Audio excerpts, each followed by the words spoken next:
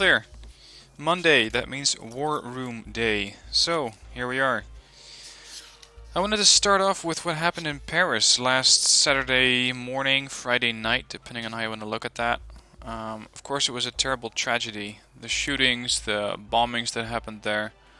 Lots of people in panic, and lots of people not a clue what's going on, whether your relatives and friends are safe.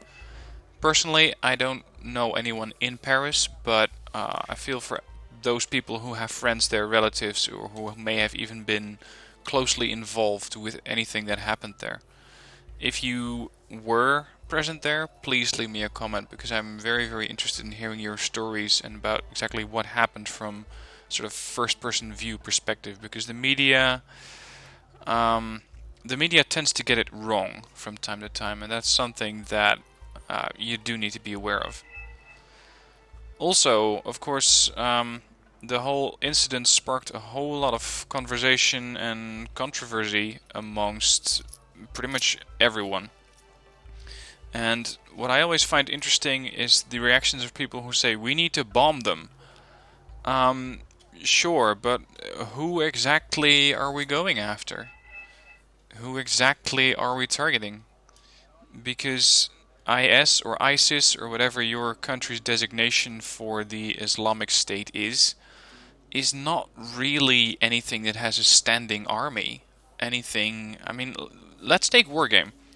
If I see a command vehicle, if I see a tank, I can engage it. If I see a couple of helicopters, I can engage them. World Wars, say World War I, World War II, they were fought with pretty much with standing armies. You knew exactly what the target was and pretty much how you could kill it. This is not really so much the case for when you're doing asymmetrical warfare, which means that you have one party which is significantly bigger, stronger possibly, or on the other hand, more nimble and very, very much harder to catch than a standing army, say a standard army really. Because you could say that we need to bomb, what's the town? Raqqa, I think, which is what's going on right now. Because that's supposedly the headquarters of Islamic State. Okay, let's say we do that. Where does that get you? Does that mean that you're going to prevent attacks tomorrow, next week? Is it just there to make you feel better? Maybe these are very, very unpopular opinions, but when I studied counter-terrorism and terrorism back in my days when I was at university, at my law college, we already discussed there that it's very, very, very difficult to wage war, if you can call it that, on something such as a terrorist organization. Because it's just not something that you can attack. It's not something that you can bomb. It's not something that you can try to disperse. I mean, look at Afghanistan. The conflict there has been going on since 2001. Yes, they've gained terrain. They've gained a lot of ground there. They have pacified a lot of areas. But how much has that really gotten us? So when people start screaming, we need to bomb them, we need to attack them, then I'm going, yeah, okay. When, what, and where? Give me a target. Other people tend to say if the world doesn't wake up and do something, then they will keep doing this. Do what? They will keep attacking us? Okay. What do you suggest we do against it? Because I think that bombing a target per se is not going to deter them. It will possibly only make the opposition more determined and more fierce, as well as possibly incite more aggression. Because there will be minorities always who are feeling repressed, who are feeling that they're not being heard. Maybe some people who are still feeling a sense of we need to make right for what happened during the Crusades. I'm not really sure what is going on in their heads, but just attacking something for the sake of attacking something, I know that that is by far the easiest response, but is that really the answer here? Most people don't really seem to think too much before coming up with those exclamations and just going, well, we need to strike something, we need to hit them, we need to bomb them, we need to nuke them. Sure. How and what and where? That's something that if you ask them, they usually have absolutely no response to. Another thing that I've heard a lot this weekend is that we need to close the borders, we need to stop bringing in refugees, we need to kick out the refugees that are already in the country. Have you considered that out of all of those refugees, there is possibly less than 0.5% who are doing this? The rest of them, of course there may be some sympathizers, some people who are thinking, yeah, they deserved it, but that will always be a minority. Does that mean that you need to throw out everyone and close the borders? Even here in the Netherlands, there are people, politicians, saying that that is the solution, that that is what needs to happen. Okay, then what? Because then you will create a very, very much bigger discrepancy between the haves and the have-nots, or the haves and the wanna-haves. And you're still going to be in positions where the situation is not going to improve. So just saying the refugees have done it and we need to be careful with them, we need to close the borders, as far as I'm concerned, it's very much a sort of political statement that's not actually getting you anywhere. So before actually making those statements, and for my subscribers, I really expect a sort of higher level. I mean, Wargame is not for people who are, I'm not going to say stupid, but less intelligent. You need to have a certain level of intellect in order to understand Wargame and to be good at it. And I think that that's the sort of community that I draw to my channel anyways, with the reviews and the type of gameplays that I do. So please don't fall into the trap of having politicians try to woo you into a certain position, or try to draw in a crowd in order to just try and scare people. I'm very, very much against that, and I don't think it'll work. Anyway, as far as I'm concerned, that's it for Parrot, but please feel free to leave any kind of comment down below as to what your thoughts are on the issue, what you think could be done, what you think us regular folks could be doing, and how you see this situation, for example, in 5 years. What would be the ideal outcome? It's not questions that are normally asked or discussed, so I'm very, very interested in trying to make the discussion about that, instead of just trying to argue for argument's sake that we need to attack them and bomb them, because I don't think that that's going to get anyone anywhere. Anyway, what else has been going on this week? Well, of course the release of Fallout has happened, and I can tell you that that has taken up quite a bit of my time already. I'm still working on doing the Armored Warfare review, so I'm still grinding that a bit. But Fallout 4 is absolutely amazing. It got some very, very good reviews, and my PC fortunately can run it pretty well. I think I'm running on high graphical settings. Now, I won't spoil anything if you're not playing the game yet and you still want to get into it. But as far as the gameplay goes, it is absolutely great. You actually get the feeling that you're out there in the wasteland, that you're trying to survive. Although some of the survival elements from Fallout New Vegas, which is the hard mode where you had to take care of your water, sleep, food, stuff like that, it either isn't in the game or isn't in the game yet. I'm not sure which it is. But what is in the game is the new weapons modding system, and that is something that I really, really enjoy. You no longer have to find weaponry that suits your playstyle. You just have to pick up a weapon, invest a little perk point or a few perk points into actually getting the required perks so you can mod your own weapons. And the deeper, the more extensive you want to mod your weapons, the more it's going to cost you in points and resources. But then you can adjust any kind of weapon to your own playstyle. So, For example, there's a weapon called a pipe rifle. You can turn a pipe rifle into a pipe pistol. You can turn it into a sniper. If you change the receiver, so pretty much the heart of the weapon, you can turn it into a shotgun. You can silence the weapon if you like that. So you have all sorts of different options and tweaks and stuff. And for example, a couple of hours ago into the gameplay, I found myself without any ammo for my 10mm silenced pistol, because I am doing everything silenced. I found myself without ammo for my silenced pistol, so instead what I did was take a pistol of a different caliber, or I think it was a submachine gun. I took a submachine gun of the caliber that I had about 1100 rounds for, and turned it into a silenced pistol, with a very, very high rate of fire. So you can do that in Fallout 4, and that is something that I really, really enjoy. Personally, I enjoy sneaking, so my character is very, very much geared towards stealth and stealthy warfare.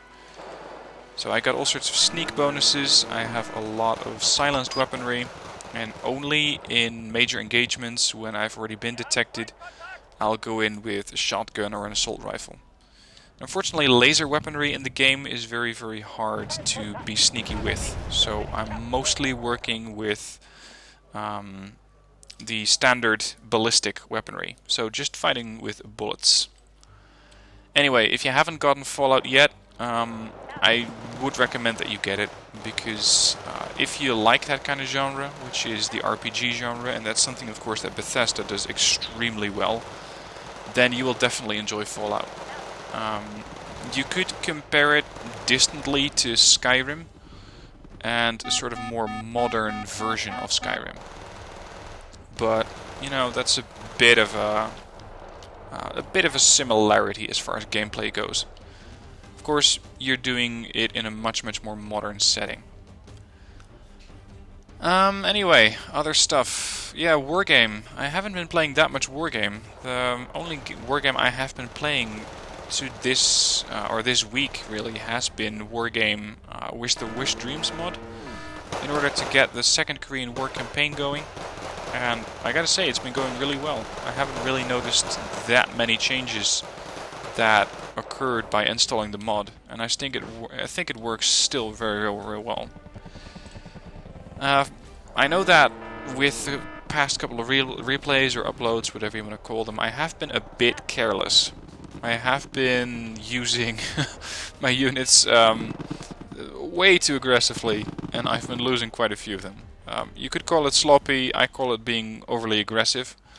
It works, and currently with the recordings I have recorded up until Thursday, which means that by then I have pretty much control over South Korea, quite a bit of North, and I'm only at turn 7, so I might even beat my own record of getting this thing done in, I don't know, what was the last playthrough?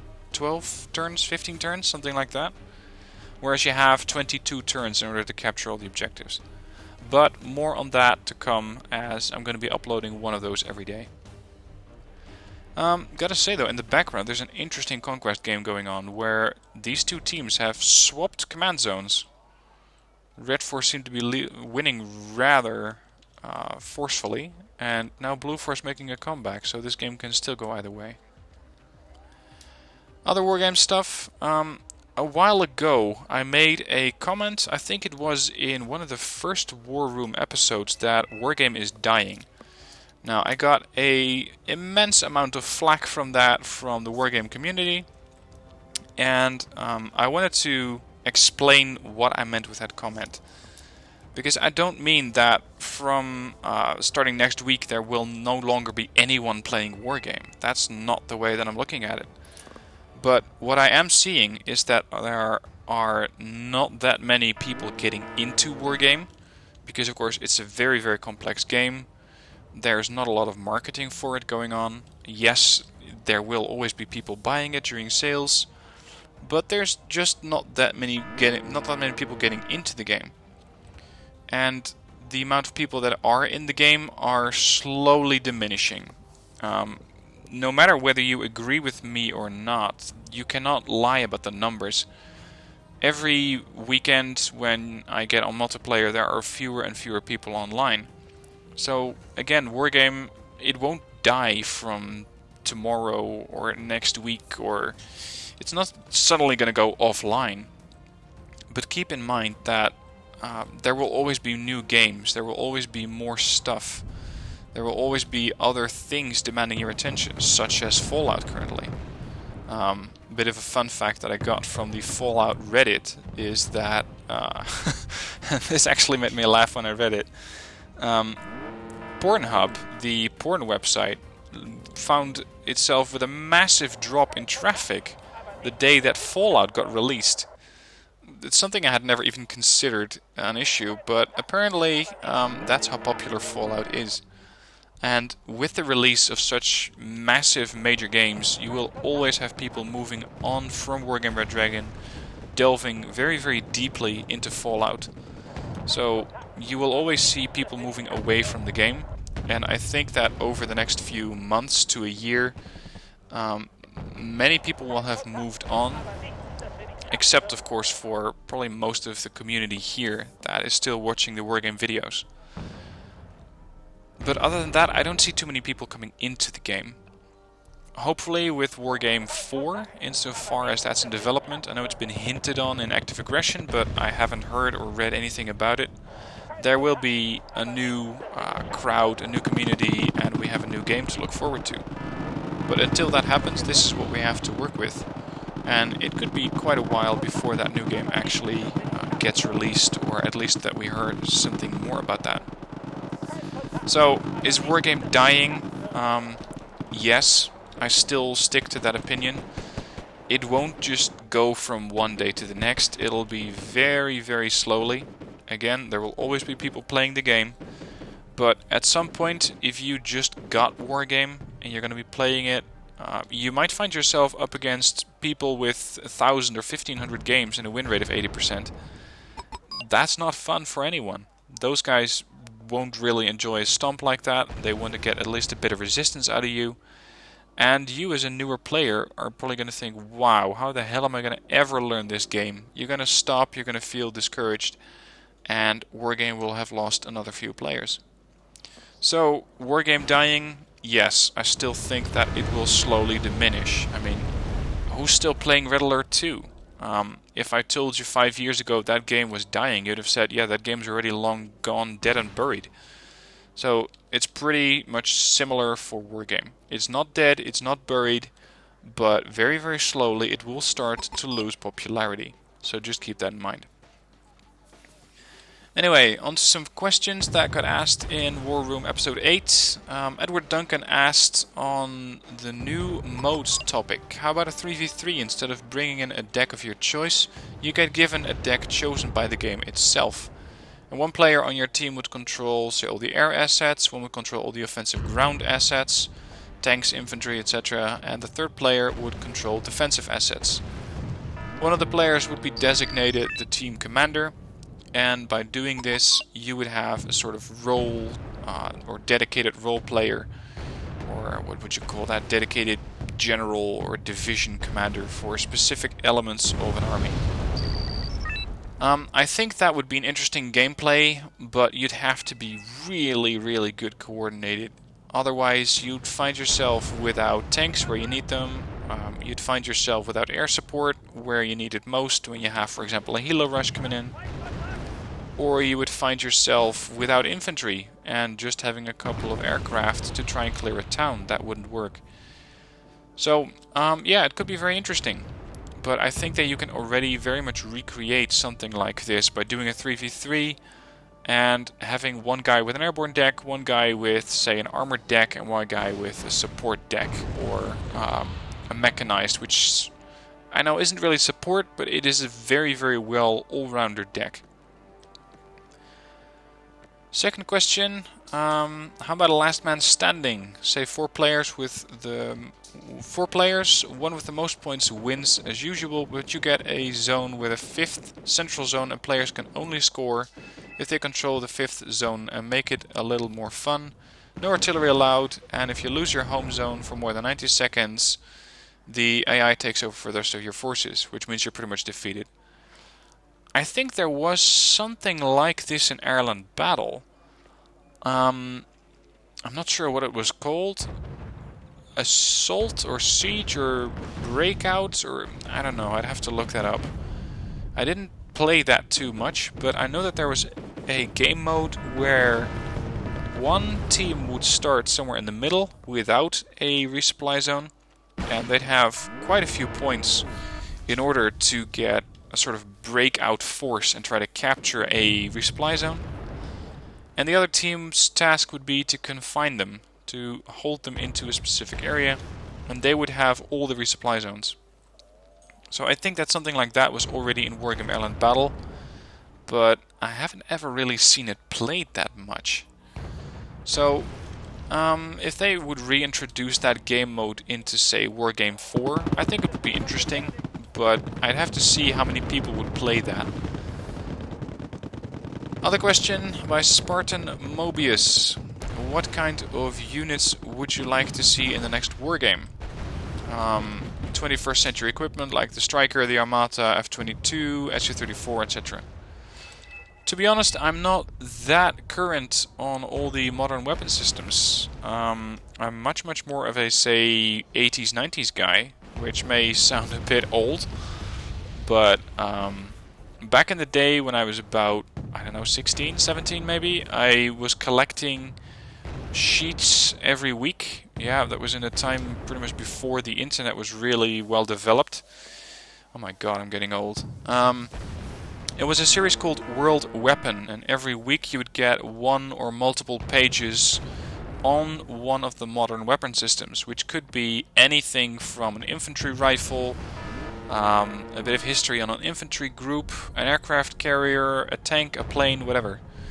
And of course those stretched pretty much from 1950s to say early 2000s, 2005 probably max. So I'm not really that current on the modern weapon systems. Of course, from Armored Warfare I do know that the Striker, and of course I have seen a couple of those Strikers in, I think it was Active Aggression and some other games, and they look really nice. I'd love to see those as a sort of fire support unit, armored fighting vehicle, and of course you could have them in multiple roles.